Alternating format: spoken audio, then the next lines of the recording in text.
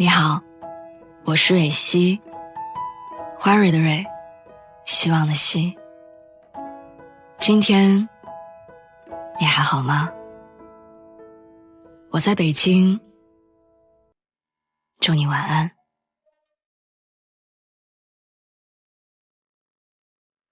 我不知道你有没有发现，小时候我们把什么事儿都写在脸上，开心的时候张牙舞爪，难过的时候大哭大闹。过去的喜怒哀乐就像是雷阵雨，来势汹汹，根本藏不住。后来我们长大了，学会隐藏情绪，开心时沉默，难过时假装。成年人的世界乍一眼看去每个人都万里晴空，岂不知那些惊涛骇浪都被藏在了心里。中秋节那天晚上8、9点钟，我表姐发了一条朋友圈，她说加班到现在超饿，只有1个月饼安慰我。我刚准备评论，表姐就把朋友圈删掉了。我发微信问她，你为什么要删呢？她跟我说，发完朋友圈没多久，她突然想起自己跟爸妈说晚饭要跟小姐妹们一起吃火锅，她怕那条朋友圈被父母看到。表姐大学毕业以后留在北京工作，对家里一直报喜不报忧。想起有段时间我去北京玩，舅妈知道以后特别嘱咐我说，表姐在北京过得挺好，住的地方也宽敞，让我去她那里住几晚，能省不少酒店钱。到北京之后我才发现，表姐过得没那么好。她和几个人合租了一个非常偏远的3居室，她每天早上早起2个小时赶地铁。她住在那所房子里最小的卧室，里面只有一张1.2米宽的小床，睡不下2个人。后来表姐请我吃饭，帮我订酒店，还跟我说，你别跟家里说实话，我怕他们担心我。有多少生活在外的成年人都是这样，习惯了自己吃很多苦，对家人撒很多谎。有多少成年人的体面是再苦再难，也要编出点甜头给父母尝尝。奇葩说里有一个辩题曾经在讨论，在外过得不好要不要告诉父母。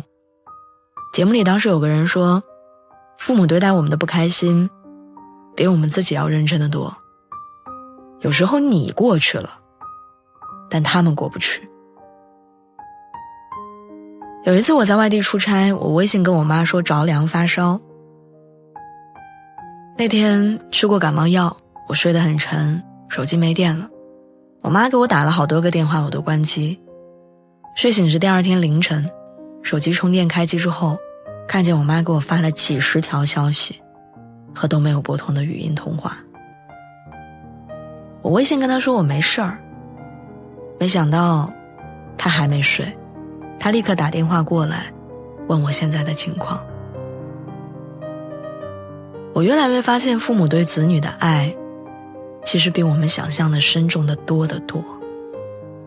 但凡为人父母，子女的一场小病都足够让他们提心吊胆。我微博上看到有人说，年轻人为了溜出门对父母撒谎，成年人为了留在家对朋友撒谎。仔细想想，好像都是真的。我们从一个厌倦家的小孩变成了牵挂家的大人，从一个喜欢在外面吃饭的野孩子变成了想念妈妈做的家常菜的成年人。以前为了和朋友们出去，我们挖空心思找理由骗父母。后来朋友越来越少，也开始不喜欢闹了，偶尔有聚会的时候反而喜欢在家里躲着。以前为了跟父母要钱，会绞尽脑汁编各种各样的理由。长大以后用挣来的钱给父母买东西，总要花钱跟他们说，真的很便宜，你们不用担心，一点儿也不贵。以前不想去上学，总跟父母假装自己生病了，后来一个人在外发烧住院，都不愿跟他们透露半分。接起电话的时候总是会故作轻松地说，我吃过饭啦，我最近过得很好。以前想要得到更多，现在想要付出更多。其实我们都知道，对于成年人来说，想要成为那种真正体面的人并不容易，这个过程太艰难。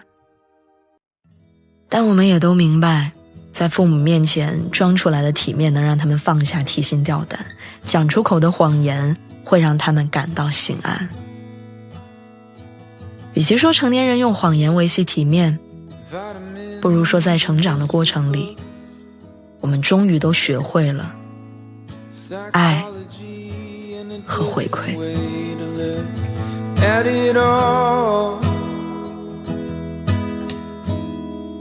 My perspective is broken.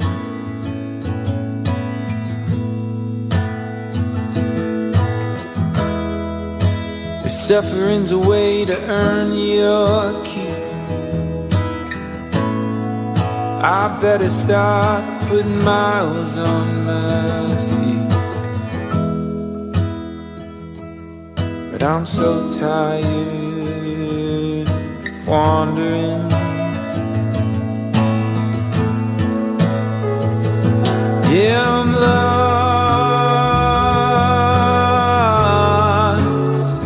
but I'm living.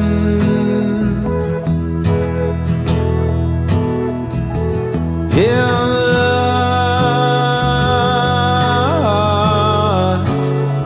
Can I be forgiven?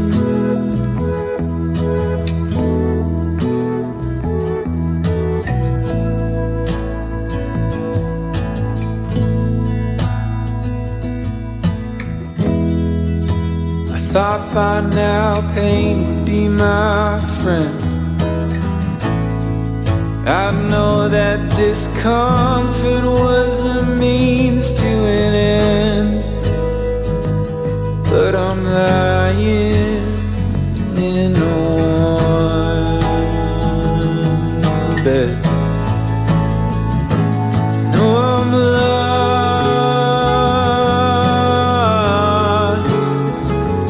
but I'm living.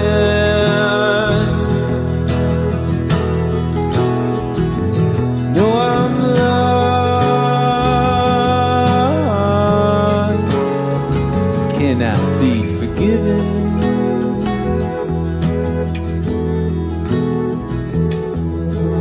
Claustrophobic and comfortable, I smother myself in what I know. I'm claustrophobic and comfortable, I smother myself in what I know. Yeah, I'm lost,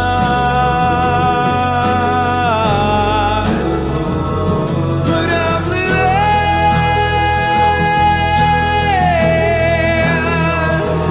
No, I'm lost.